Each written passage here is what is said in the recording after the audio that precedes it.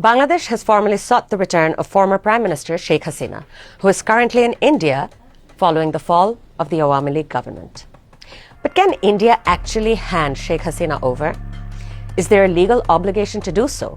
And if not, what factors will ultimately decide the outcome? Let's break it down in today's Star Explains.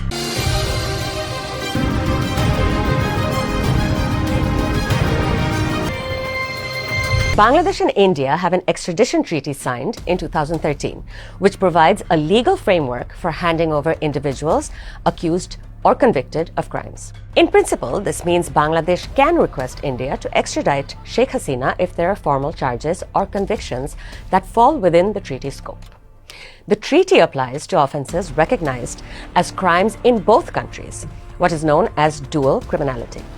In Hasina's case, the charges include murder. However, extradition is not automatic.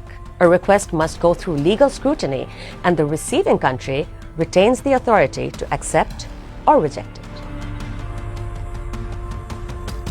Yes, and this is where things become complicated.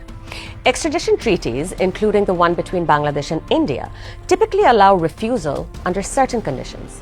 One of the most significant is the political offense exception.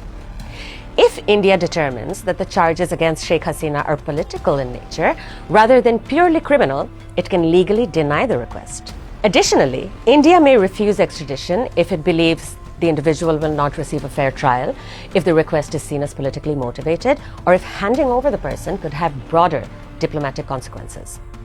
The issue of capital punishment may also come into play.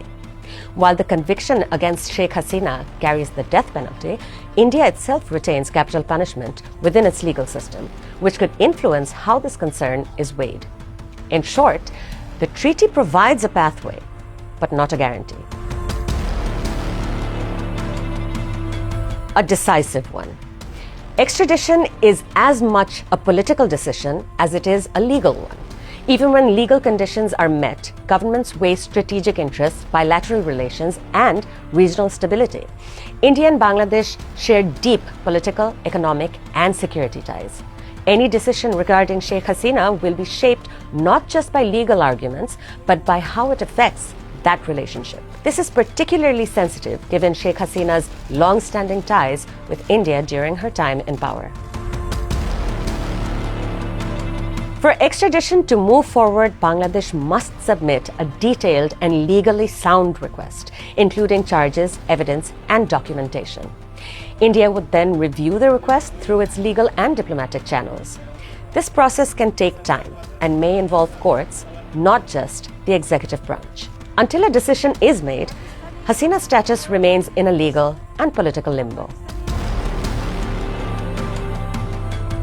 At its core, this is not just about one individual. It is about how law, politics, and diplomacy intersect in moments of upheaval. The treaty exists, the mechanism is there, but whether Sheikh Hasina is handed over will depend on how India interprets the request and how far it is willing to go in balancing legal obligations against political reality. Because in cases like this, extradition is not a matter of if, but of whether the requesting state can meet the legal threshold and the receiving state is willing to act on it.